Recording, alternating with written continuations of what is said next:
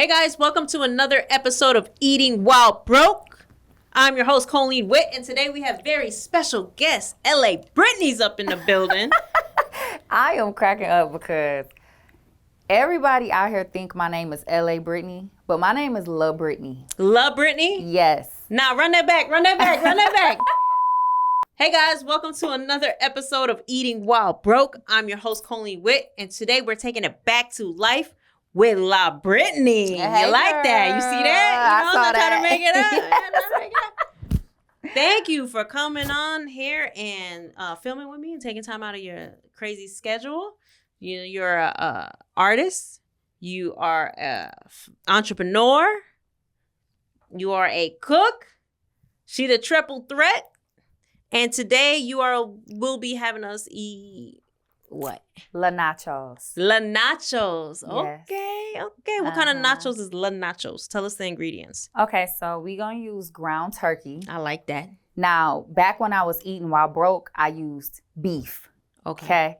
But it's just certain things I ain't going back to. Right? Okay. So we gonna use ground turkey today because it's more healthy. Right? Okay. And then we gonna use Doritos as our chip because it's just something about them nacho cheese Doritos. When you eating some nachos, they hit different. So we got shredded cheddar cheese because I love cheddar cheese specifically. Fresh salsa, sour cream, shredded lettuce. We're going to add a little bit of green pepper, a little onion to our ground turkey. Okay. And of course, we got our seasonings because that is what makes or breaks any dish to me, is how well you season it.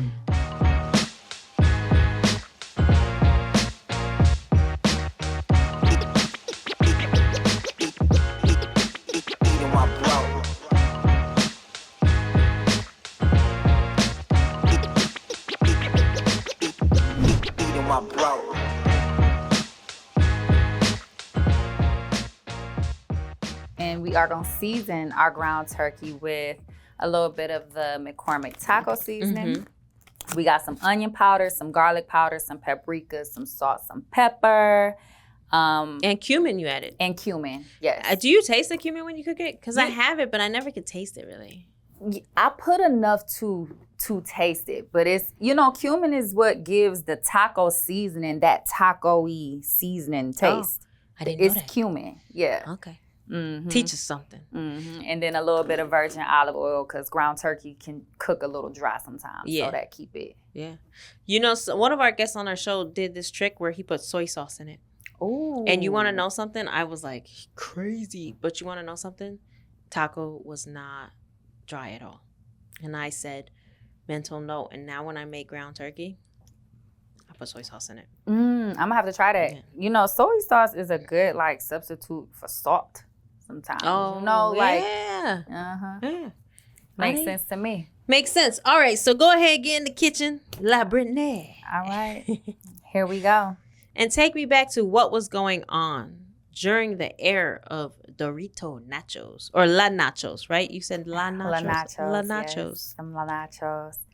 Well, I used to cook this meal for my family, which consists of me, my two sons, and my baby daddy. At that time, this was a long time ago, though. This was at this point, probably over 15 years ago. Oh, that's good. That means you got a good story. Yeah, this was a long time ago. We were living in the projects. In Detroit? Yep. And life was really good, to be honest with you. It was fun. I remember I was 19, 20 years old, and I was one of the only people in my friend group to have my own apartment, right? Because all my other friends, once we graduated from high school, they all went off to college. Okay. But me, I was a teenage mother. I was a mom. I had a family. So how old were you when you had your first child? I was 14 when I got pregnant with him, 15 when I had him. Oh. Yeah. Oh, wow. And then I was actually 19 when I had my second son. So when did you get your first apartment? Not when you were 15? Nope, I got my first apartment right when I turned 18. Okay. Yeah. So, yep. This was one of them meals that as I raised my sons over there, we would eat. Me and my sister, when all my friends would come over, we'll all have like Taco Tuesdays. Okay. We'll make nachos. We'll make tacos. Like my tacos are still a fan favorite. Like so I'm about to really enjoy this today. If I would have made my tacos, you would have really enjoyed it. But Why you do that to me? I know. Why you know do that to me? I can't believe I did. All we need is some flour tortillas, and we would. Do you fry them? I fry them. That's what make them so good. Why you do that I to know. me? Oh my God! I went back and forth with Jennifer on these meals, and I was like, "You sure? Because after seeing your cooking, I'm like, "Cause you know what it was? You said eating while broke. Yeah. So my tacos. That was the elevated version? Yeah. Like this was like eating while broke more so. My tacos is something I cook all the time still to this day, so we just have to run that back. Okay, we'll run that back. Yeah, we'll just run it back. We'll run that back. So take me back. So you're having the family life as a young mom. Yeah. But you said that was the best times. I became a mom, and I can honestly say that was the hardest times of my life. So to hear you say it was the best is interesting.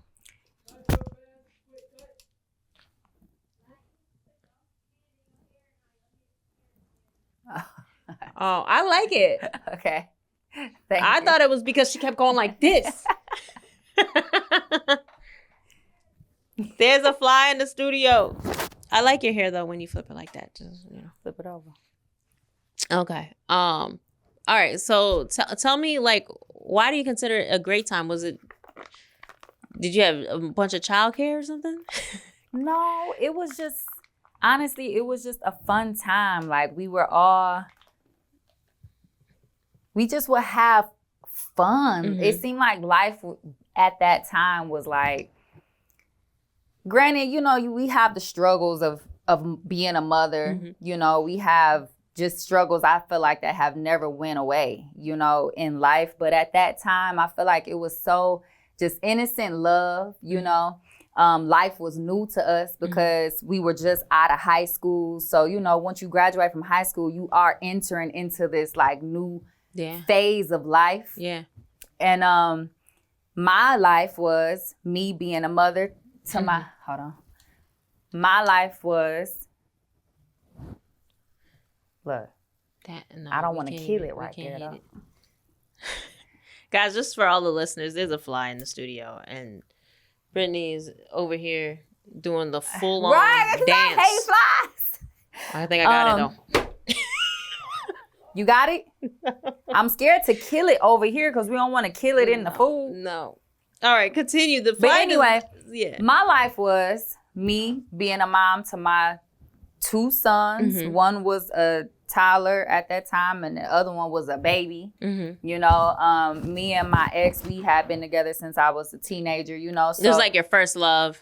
Yeah. And we were like, we was hustling together. We was, we was just trying to figure out life as young parents. Mm-hmm. And it was fun, like we would have all our friends come over. Like we were young, but like the grown. Yeah, you were like the young adults. Like where all your friends are probably living in dorms. You guys are like, come to my house and have dinner with us. Literally. Yeah. Like we was all just turning 20. I turned 21 living there. So we getting turned up. Now we could buy bottles. It was a time in my life that I will never forget, honestly. And what were you guys doing to like take care of your family? So we both had jobs. Like he worked, I worked. I would work a bunch of different jobs because I don't like, I've always had a very entrepreneur mentality my whole life. Because when I had my first son, I wasn't even old enough to get a job. Mm-hmm. So in order for me to go to school, I used to braid hair to make money so I could pay for him to go to daycare. Oh, and that's, okay. That's when I was like 15, 14, wow. Right? But, as I got older, I always also had to work a job. Like my first job was Taco Bell. Okay. So like I would work jobs. Like at that time, I was bartending in clubs downtown Detroit. I wasn't even old enough to bartend. I wasn't even 21 yet. But how are you able to pull that off? because they just love me at home. You're you know, hilarious. They like, How did you? It's LaBrittney. We love pretty girls behind the bar. You feel me? So I was actually running up a check at home as a bartender. I ain't gonna lie. I miss them days. That fast cash was fun. You're funny. Now, how did your parents take the news of you becoming a young parent?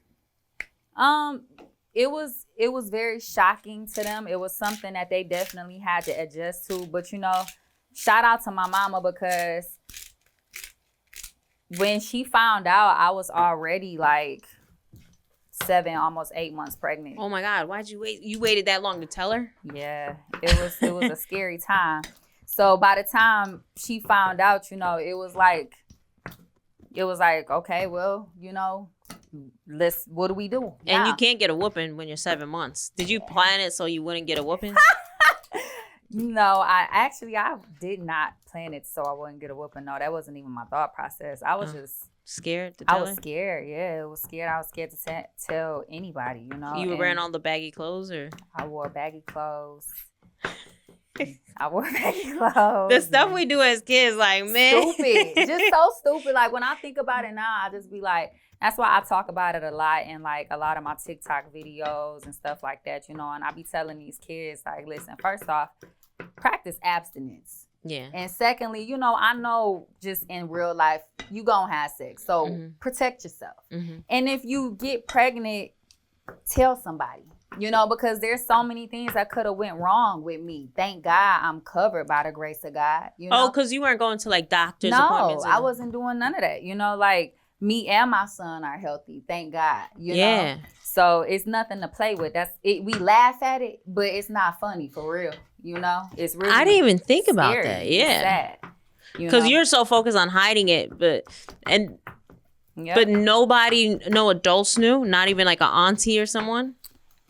Not until I stayed at my dad's, and they was like, but mind you, at that point I was like 7 months, and they was like, something ain't right. Britt looked like she gaining weight, she sleeping a lot, you know, and they called my mama, and my mama was like, Britt, this is what your dad's saying. And at that point I couldn't deny it, you know. I was just like, as soon as I lifted up my shirt, that was a very crazy time. A very crazy. You did not lift up your shirt. Yes, I did. Like, did she ask you to, or you were like, surprise, this where the weight gain came from? You know, I think she was like, lift your shirt up, and I was like, I've been like, let's go out in the yard first. So then she took me to the hospital, and the doctor was like, she's such and such weeks, and then a couple weeks later, my mama threw me the most banging baby shower I've ever been to in my life in our basement. Baby shower was full of high school kids. Crazy. Oh my gosh. She cleared out a room in our house, set up the most beautiful nursery for my son. Like, you know, I had at that time, and still have to this day, an amazing support system from my family. On both sides of the family. My family and my children's father's side, you know, so I'm grateful for that, for sure. Are you and your children's father like close now, or like? I ain't close to them niggas, but I'm thankful for them for being, you know, just good fathers, doing the best that they knew how to do, or doing the best that they know how to do, you know. Do you feel like women carry a bulk of? I saw this skit on social media where it was like a man co-parenting versus the woman co-parenting. It's like the woman's carrying a bulk of the responsibility. Yeah, compared to the man. I think naturally that just happens because, one, we are the creators of the children. So I think the attachment that we have to our children is as a mother is different than what a father has anyway. You know? And then, I mean, because we breastfeed. You feel me? Like, it's like a whole nother level of it. Scientifically, I will die for you. Yeah, you know, and as women, we're naturally nurturers. Yeah. You know, and then in our society, the way, you know, the capitalism goes, you know, the wife stay at home, cook, clean, take care of kids, while the man go out, work, make the money, provide, and bring it back. You feel me? So, yeah, women definitely carry more responsibility when it comes to children than men a lot. Most of the time, you know. Just for y'all listeners, I'm going to MC LaBrittney's dish. She added onions and peppers to her very seasoned meat. It looks juicy, not dry. It's very good. Did you add water or something? No, girl, let me tell you. What you add to make it? Nothing I cook gonna ever be dry. But what you make, it looks not dry at all. But what you do? So remember I told you add a little bit of olive oil to the ground turkey. Okay, got it. Yeah. Okay. I know that's why a lot of people be afraid to cook with ground turkey because it's dry. And it's hard to season. Like you have to over season ground turkey to really be able to taste the flavors. And when you add onions and peppers and stuff to it, it helps with the flavor. Okay. So you're hustling, you're supporting your kids with multiple jobs and a very young bartender running up a tab. At this point, do you kind of have an idea of what your long-term goals are? So as I was doing that, I was also pursuing music. I was in a girl group at home based out of Detroit. And we would rehearse every single day, vocal lessons, performance coaching, media coaching. We would study different DVDs and CDs of our favorite artists for hours. We would do like face exercises. Like, you know, I was training in artist development. I was in a production company called Pajam. I don't know if you know gospel singer J Moss. They Detroit based. Okay. But yeah, very, very successful, well-known production company by the name of Pajam. So I was... This is after giving birth. This was going into giving birth. My second son. This was like within the same, right after I had him, it was on. And they knew you were a young mom. Yeah. And they weren't intimidated by it. They were like, nah, man, her talent's so good. We gon'. They love me. They still love me to this day. Wow. Yeah.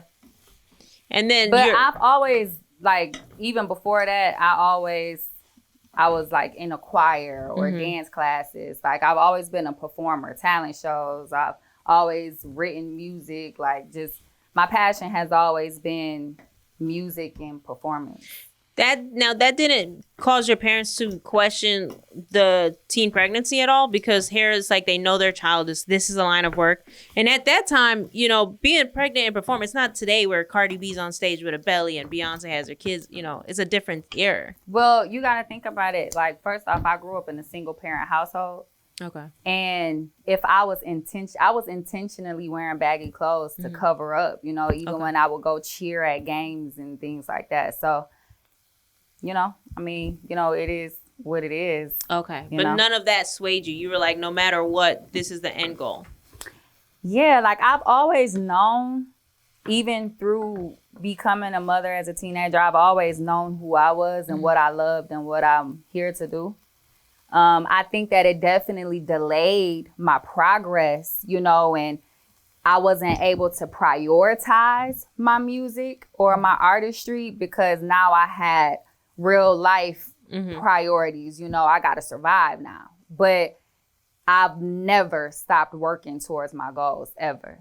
Were there seasons where you were like literally had to step back for like a season, like 3 months or 6 months? It still be like that to this day. Oh, wow. Yeah. You're so successful. It's still like that. Like this year, well, it's been like that plenty of times. Like, but I think that's a blessing though, you know, is to have the choice to step back and take time and dedicate to other things, to prioritize other things, you know, because sometimes you need a break from it anyway to be re-inspired, you know, to love it again. Because the music industry is very hard. It's taxing mentally and physically, you know, and so sometimes you need a break. It's necessary, you know. At what season did you end up coming out from Detroit to LA?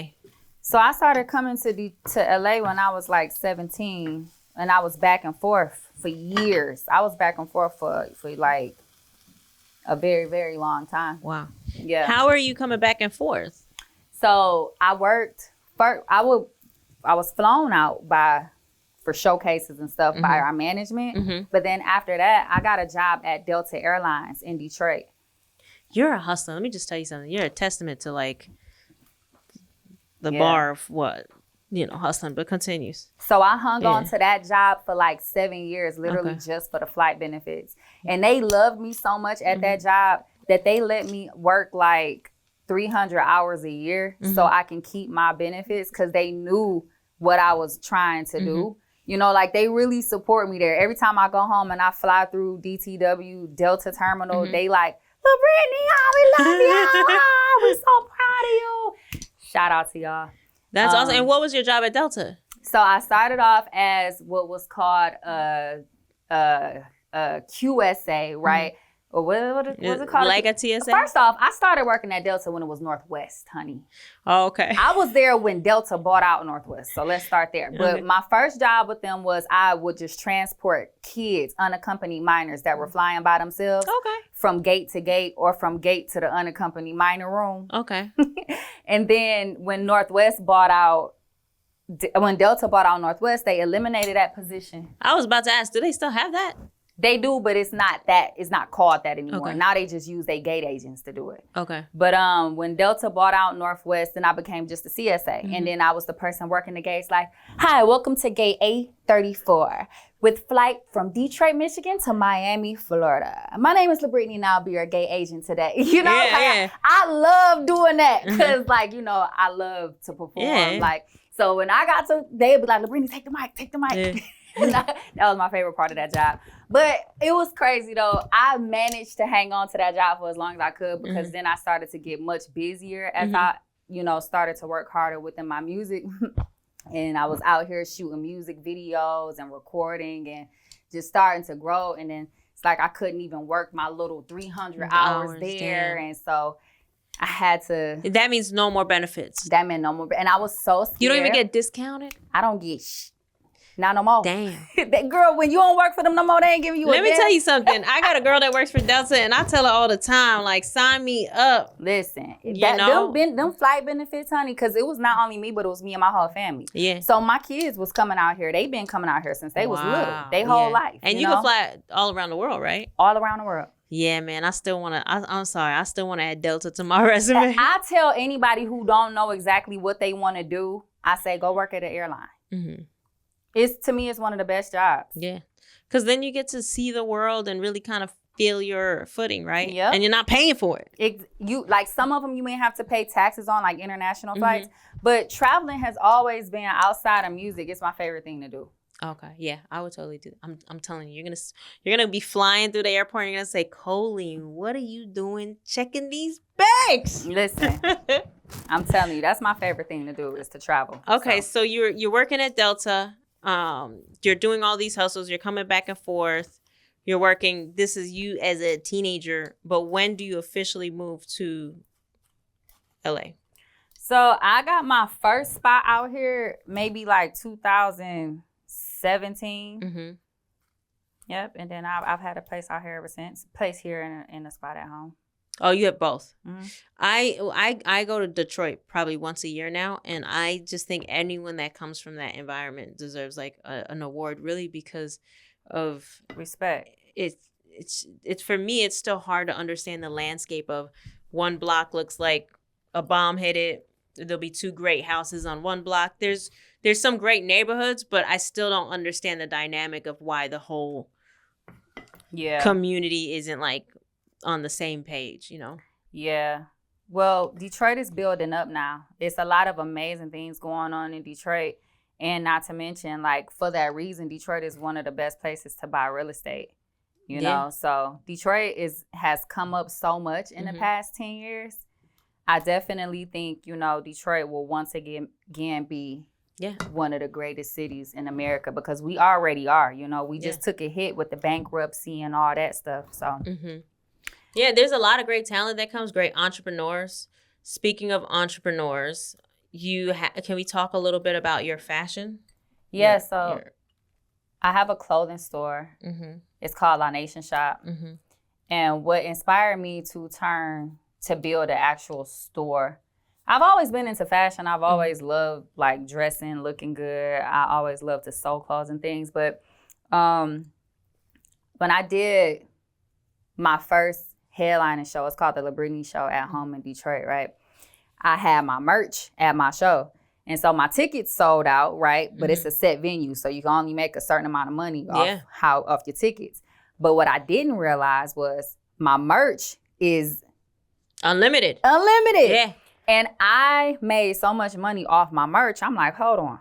Okay, that's one, right? And then two, I'm really known for creating like really viral content on the internet for a long time now. And so brands like Fashion Over and Pretty Little Thing, other brands will reach out to me and pay me to wear their clothes. Mm-hmm. And I would literally see in real timing, like when people see me wearing something, they would go buy the same thing. Yeah. And you know me, I'm a hustler. I'm like, hold on. Yeah. I'm making everybody else rich.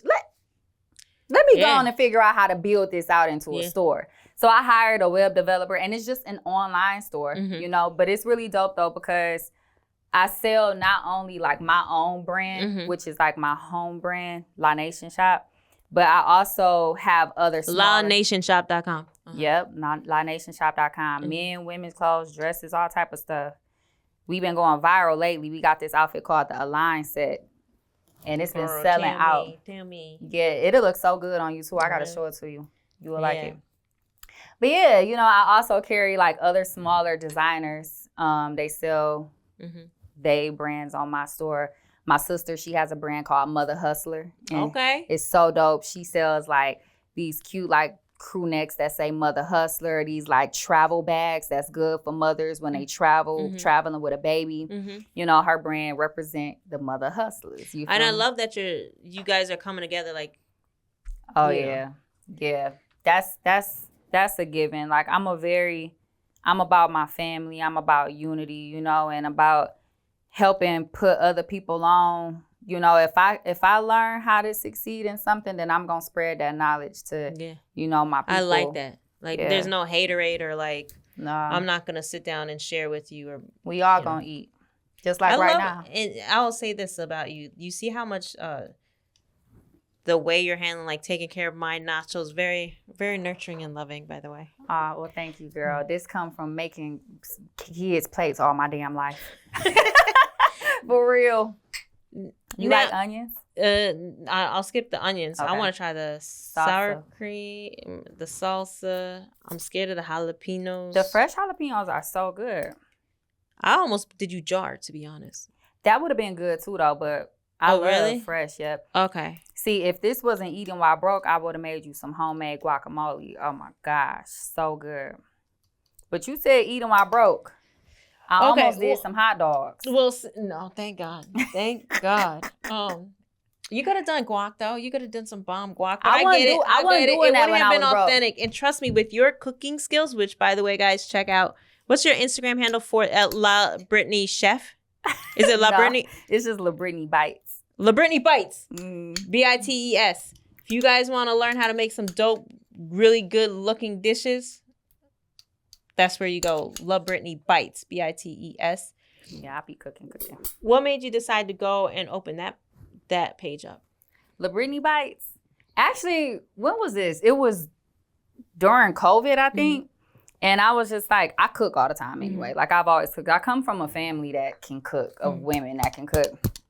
And I was like, you know, I'm making content, all type of content. Let me make some cooking content. And so the first video I made went viral. And people are like, oh, my God, we love your recipes. Oh, my gosh. And so I was like, okay, let me just keep feeding the streets.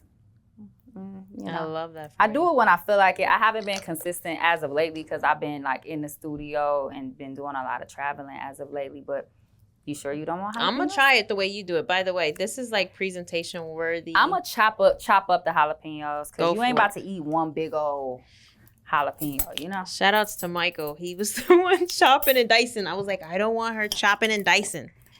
Good. Thank you. I need me a sous chef when I cook. Yeah, Michael was working hard back there. He was chopping. Shout out to you, Mike. So I know you said you haven't been able to keep it with LaBrittney Bites as much, but let's talk about some of this music you got going on and some of the dope stuff you have coming up. Yeah, so actually, like Back to Life. Yeah, last Friday I dropped a single with Salt. In the Detroit Youth Choir called Back to Life. It's really one of my favorite songs that I've dropped this year so far. It's the uplifting, like empowering anthem, just talking about like taking back your life, you know, because sometimes life can get tough and we feel like we have lost it or just lost sight, you know. So do you think we can get a teaser snippet? Back to Life? You know, guys, I had to ask for us. Yeah. It's like, who rock the mic? We rock the mic, right? We in here tonight. We on them right vibes. Living it up. It's just the right time. This is the night we take back our lives. You know, it's a vibe. It's like a cookout anthem. Like, Salt, I love her so much. Like, shout out to Salt for being a part of that record. She definitely brought that hip hop. I bet you can hear her saying, who rock the mic? Yeah. You feel me? Yeah, Like, I could even envision it. Right, exactly. Like, it's such a feel-good record. Yeah. If you haven't listened to it, you should. It's actually doing really good. Now, you know, I'm an independent artist, you know, so I don't have the support of hundreds of thousands of dollars in marketing or radio and stuff like that. Not yet, you know, but my music does good organically, and Back to Life has been moving. The streets love it, because when you make quality music, people gonna feel you. Yeah. You feel me? No matter how many playlists you on. You know, so people been rocking with it. So shout out to y'all. And speaking of marketing, do you feel like you've kind of mastered it? Because even watching you come in here, you move different. You move. Yes, you set up your streams. You're very strategic. You're playing chess, not checkers. You're out here to like do your thing. Yeah. Do you feel like you're mastering that part of the block? Mastered? I don't feel like I've completely mastered it, because when it comes to marketing, there's so many aspects, you know. But when it comes to social media marketing, absolutely. Social media marketing, I'm sorry. Yes. Definitely. But that's one of the hardest ones, to be honest. You think so? I think so. Well, I guess for you... You got to try some hot stuff. I will. I'm going to do it the way you tell me to do it. You know, the only reason why I think for you may say, oh, it's not that hard, because God has blessed you with the viralability on a lot of your posts and stuff. But for the rest of the world, I don't know if it's that it comes that easy for them. It doesn't, and that's why I help people with theirs. Like I have like artists. I'm on favorite mic now. I have artists and brands that I work with where I help them shoot their content and help brand their content for them. That's something that I do in my spare time, only with people that I really love and that I'm inspired by, though, because creating content is not as easy as it looks. Yeah. Right? Or just mastering social media as a whole. It's a lot of work, mentally and physically. You know, it's a lot of creative power that goes into it. And it's a very strategic way to shoot things and how to edit things to make them go viral as well. You know, like certain things you should say when you are creating certain type of content, you know. So these are skills and things that I have mastered over the past like 10 years. Just my first viral piece of content was called the La Mix. And I was shooting those when Instagram could only do 15-second videos. And and those videos were so viral. So what I do is it's like a collage video of me covering a song, and I recreate the beat using household items like Ortega box, my God, I love that. Spoons and knives, pots and pans. And then I sing it and I arrange like the harmonies and the melodies over the song, you know. So that's how I really started to grow my following, my fan base on social media. That's how a lot of the world first seen me as a artist. And do you analyze, when you're done, do you analyze every detail about your audience in those? I do. I am on my analytics page all day, paying attention to like, like the timing and everything. Who my audience is, where they from, how old they are. I see everything, all my comments. Like people might not think I do, because, you know, you be like, oh, she got so many followers and get so many likes. She ain't gonna see if I don't like it. Yes, I do. I know when you like I know who like it. I know like you'll go through even the like section. I love everything. I love that. Yeah. Now, do you have a guilty pleasure, whether it's good comments or bad comments? Like I lean towards, I love the bad comments. I'm weird. Like, you know, most people get depressed. I'm like, oh my God, you would not believe they compared me to a man this week. Like, you know? Right. But you know, do you have a favorite version of comments, like the love versus the hate? You know what? It depends. I appreciate the love always way more than hate. But sometimes I do like the hate comments because because people like you who love hate comments bring a lot of traction to your content. Okay. So if it's a hate content, people will come and they see the hate content and then they'll start arguing with the person and that's engagement. Yeah. So now you pushing my content into the algorithm more because of your hate. You know? Oh, wow.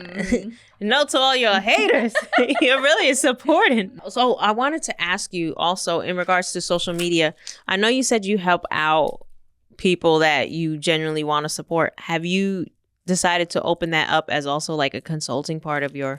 I feel like you're such a hustler, you know, you could totally do that. So I've actually been training my son to manage and run that. Really? Yeah. So right now it's just low key. I don't promote it online or anything like that because it's a lot of work, you know, and also it's a creative thing. You have to be inspired by your clients, you know, so I've been working with him, you know, and he's actually really good. I do have like different producers that I work with too that I will bring on to certain jobs with me. So it is something that I'm currently working on. I've been working on it for the last couple of years, honestly, yeah. And then with your music, started bounce around. Matter of fact, let's pause. Let's take a bite of these gorgeous nachos, okay? Let's do it. We have to do it. I'm gonna do it. I haven't made these nachos. You gotta pull your hair back for this one? Yeah. You know. Yep. Can we eat? I'm trying to get everything on my nacho chip. Man, I wasn't really talking to you. Oh my God.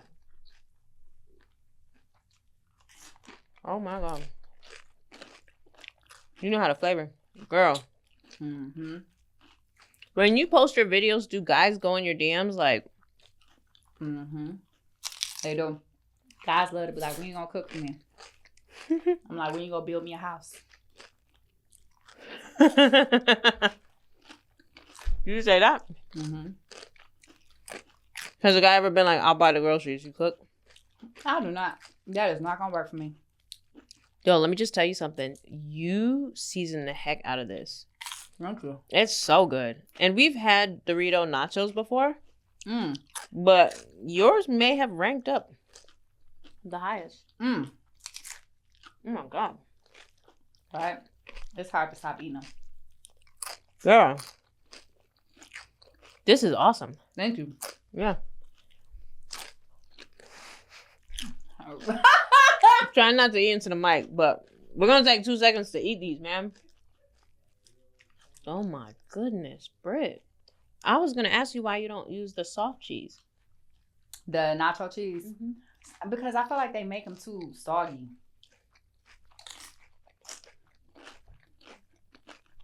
The jalapenos are a must. Right? Jalapenos are a must. The fresh ones, too. The peppers and the meat. Everything comes together. The sauce makes sense. Sour cream makes sense. What ingredient did I not add? The onions? You added the onions in yours? But you got the onions in your meat, so. Have you heard of that Brooklyn Queen? She's from Detroit. She did the fried flour ones. Okay. And I do this on the show all the time. When a dish is really good, I'll go home and perpetrate. Like, I'll pretend. Because people, like, I don't know. They don't, like, my family, like, my close ones, they're not watching the show. So they'll come over. Or, like, with my husband, I'll just drop, like, a dish from this show. But he's smart. He'll be like, I know that's the eating while broke dish. He can always figure out the eating while broke dishes. Right, because it's something new. It's something new. But Brooklyn had the flour. She fried the flour tortillas. So I literally for 3 days straight was going home. Like, anyone that came over to visit, I got something for you. I get these tacos. I did it. We went to Texas. I did it in Texas. I never did tacos before, but I was doing tacos, everything over the fried flour tortillas. It's the best. And my twin was like, yo, I love them. And I just don't give no one from Eating While Broke credit. So, like, if I made this dish, I would never give you the credit. Right. I will steal your shine. Right. It's all good, girl. You know? Get your shine on. But I'm just going to go to LaBritt Bites.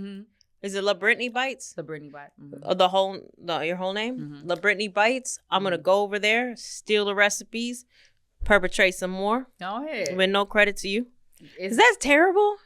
I mean, when people steal my ideas all the time. You know, when you create greatness, you know, and I don't even call it stealing. You're just inspired, you know. I'm inspired, all right. Yeah. It's actually like a homage of how great it is. Yeah. It's really a good thing. I literally just had this conversation with my son yesterday. Really? Literally. I told him because he had a situation. And I told him, I said, listen, son, when you are a creator, especially a creator of genius ideas, and you put it out into the universe, it's no longer yours.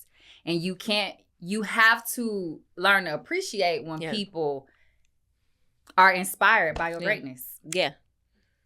Yeah. Well, I mean, it's technically stealing. But no, because it would be inspired if I built around it. But I don't think anything is original. I think everything has been inspired by something or somebody, you know? So, you know, whatever.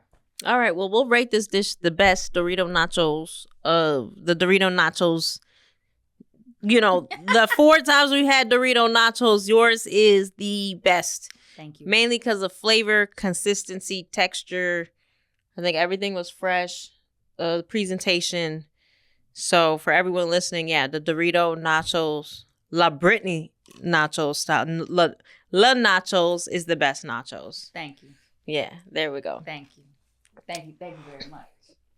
What are some things that you could share to inspire other moms that kind of are going through, maybe not even teen moms, just single moms? Because I think being a single mom I had to do it for a couple years. And I'll tell you right now, I'll do a deal with the devil because I think it's that hard. Really? Not a deal with the devil? Like, for real.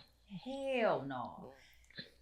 I just think it's really hard. It's emotionally taxing on top of the balancing act, especially when your kids are getting out of school midday or you're dropping them off and you're picking them up. I tell my girlfriend it's that the fact that you got to stop your work and then turn into a pumpkin time.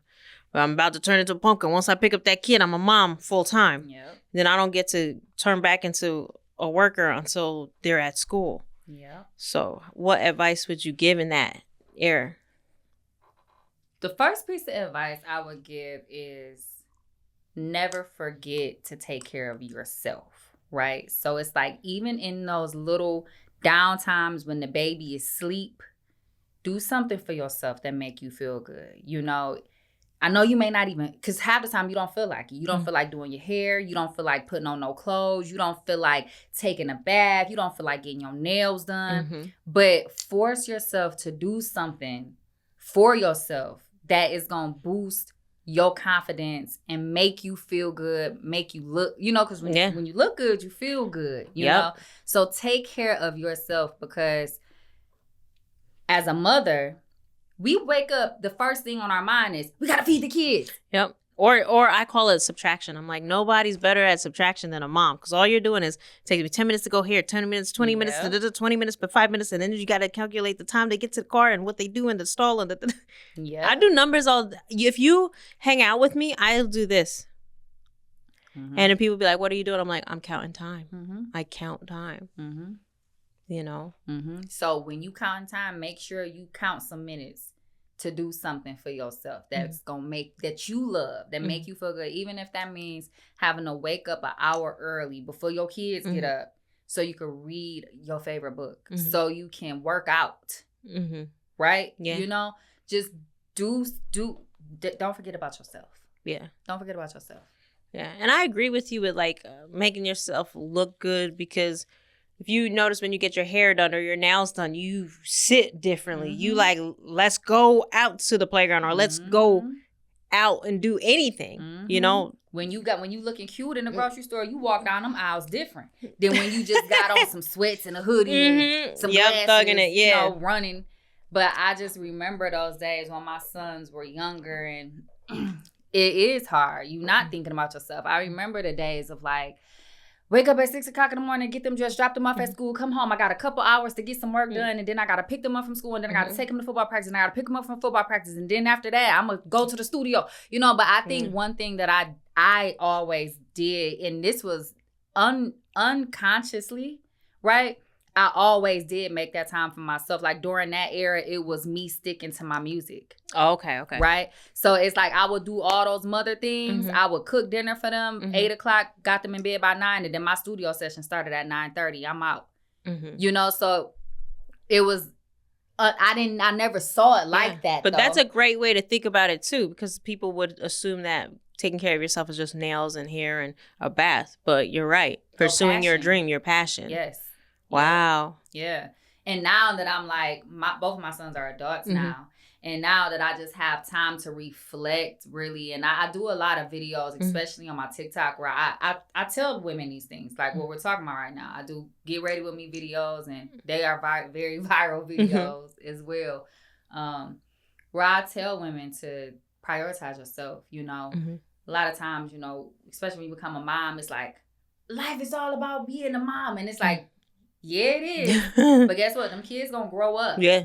And trust me, when your kids grow up, they grow up and they are their own individual selves. They are, you feel me? Like, that's the real. Like, and when did your boys start to really separate and have their own like identity for themselves? When they hit that 14 is when it begins. When they hit 16 is when they get real.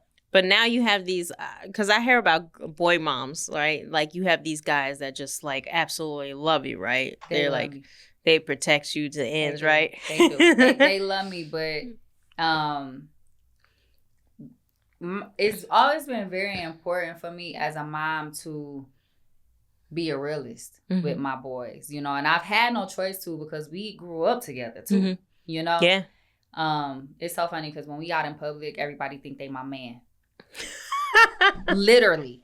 Like they big men. Like, and so when we out sometimes, I be like, y'all walk ahead of me. Cause you know, I ain't gonna never get a man. Ain't nobody gonna approach me if we all together.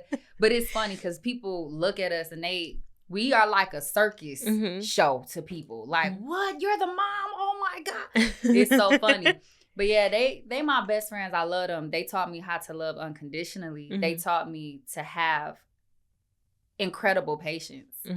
And truly, you know, and they taught me how to not be controlling. Because I learned through my kids that the only person and thing you can truly control in this world is myself.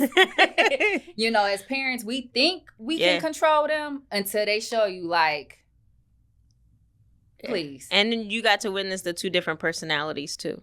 Oh yeah, they because they're not. Are they the same kind of, or no? They're different. I hear stories about that all the time. Like one kid comes out this way, another one comes out different. My kids are like, they my yin and my yang. They night and day, like, but they both equally parts of me. You know, it's so funny because my oldest son is me, and then my youngest son is me too. But I'm a Gemini, so it's like they're literally not even the way they look. Night and day. Really? That's crazy. I needed that though. I needed that balance for them both in my life. Like I would totally not be the LaBrittney I am right now without them. Of course, you know. But it's like I definitely do know just their opposite energies definitely help keep me alive. Like it fuels me in a way that I need in this life. Yeah. So tell us a little bit more about the latest musical project. Well, so I'm actually gearing up to release an EP. It's titled La Mix. It's a couple of... It's a throwback to your original viral clip, right? Yeah. La Mix, okay. Yeah. Okay, I like that. Yeah. So is there going to be any of the... No, this one is called La Mix because... It's a combination of a couple records that have already been released along with a couple of new records. So I'm calling it La Mix because it's like a mixtape, you know. It's some old, it's some new. I like that. It's a mix of what you probably already heard and a mix of what you're about to hear, you know. I'm excited because it's the first body of work I've put out since like 2018. I've been in the studio working on some really, really, really incredible music with some really incredible producers. Yeah, and songwriters. Camper, right? Yep, Camper produced a lot of the records that's on this project that's about to release. And I'm grateful. I'm excited. You know, I have great team of people I've been working with, you know, like shout out to Jen. Mm-hmm. You keep sitting back. Come closer. Shout out to Jen. You know, she set up this interview. Oh yeah, Jen, you know.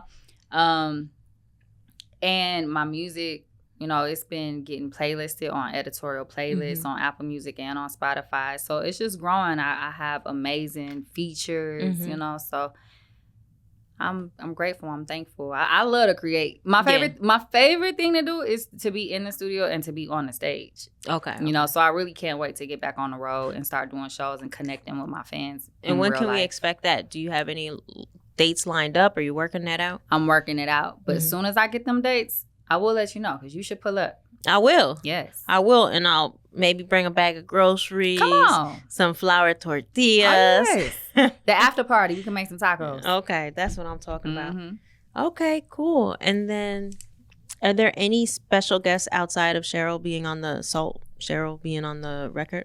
Yeah, you gotta listen.